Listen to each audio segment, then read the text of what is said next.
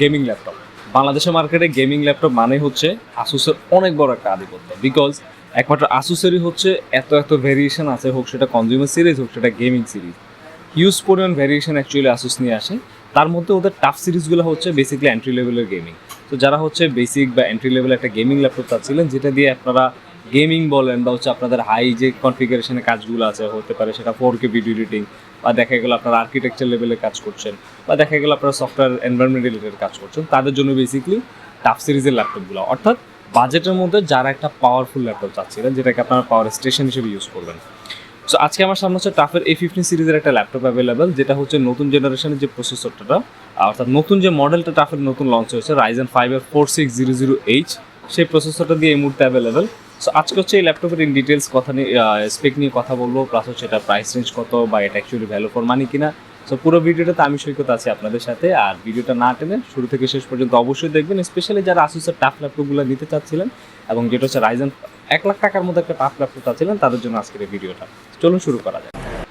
ASUS TUF A15 এই ল্যাপটপটা বর্তমান মার্কেটে অ্যাভেলেবেল হচ্ছে Ryzen 5 4600H সিরিজের একটা প্রসেসর দিয়ে, যেখানে হচ্ছে আপনারা 6টা কোর 12টা থ্রেড পেয়ে যাচ্ছেন। যদিও ইন্টেলের মতো এখানে পারফরমেন্স আর ইফিশিয়েন্ট করে কোনো গেম নাই, সো এখানে 6টা কোর 12টা থ্রেড দিয়ে আপনারা এই প্রসেসরটা পাবেন। বাট আমার একটা ছোটো কোয়েশ্চেন ছিল, যে কোয়েশ্চেন অ্যাকচুয়ালি এটা আমার কনফিউশন ছিল, যে অ্যাকচুয়ালি ASUS কি পারতো না এখানে 5600H দিয়ে একটা প্রসেসরের ল্যাপটপ নিয়ে আসতে। বাট আই ডোন্ট নো, যদিও হয়তো বা তারা প্রাইস কস্ট কাটিংয়ের জন্য এটা করেছে। Still now 4600H day to day ওয়ার্কের জন্য বা আপনারা যারা গেমিং করেন তাদের জন্য আমি বলি it's a very good thing এবং it's very good to go. এবং সেই সাথে হচ্ছে এখানে 8GB র্যাম দেওয়া আছে, যেটা হচ্ছে 3200 মেগাহার্জের। চাইলে আপনারা এখানে ম্যাক্সিমাম 64GB পর্যন্ত এক্সপান্ড করতে পারবেন, এবং দুইটা র্যাম স্লট এখানে দেওয়া আছে। চাইলে আপনারা 8/8/16 বা ম্যাক্সিমাম 16/16/32 করে নিতে পারছেন। অ্যান্ড 512GB Zen 3 একটা এসএসডি এখানে ইউজ করা আছে। চাইলে আপনারা এখানে আরও এসএসডি স্লট খালি আছে, চাইলে আপনারা এসএসডি ইনক্লুড করতে পারছেন।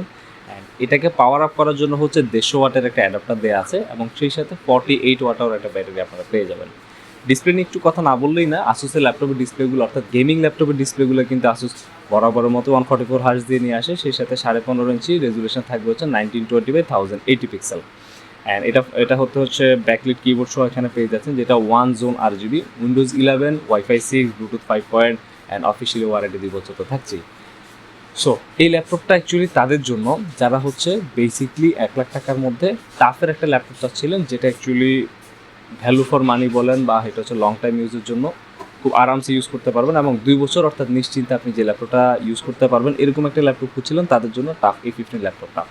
ফাইনালি প্রাইজিংয়ের কথাটা বলি। প্রাইজিং হচ্ছে আমাদের এখন এটা MRP দেওয়া হচ্ছে 90,000 সামথিং, বাট এটা আমাদের অফারে হচ্ছে 89 বা সামথিং চলে আসবে। সো এই ল্যাপটপটা হচ্ছে আমাদের স্টক অ্যাভেলেবেল আছে, চাইলে আমাদের শোরুম এসে এক্সপ্লোর করে দেখতে পারেন, অ্যান্ড চাইলে আমাদের ভিডিও লিঙ্কে কমেন্ট করতে পারেন যদি কিছু জানার থাকে। থ্যাংক ইউ সবাইকে, ভালো থাকবেন।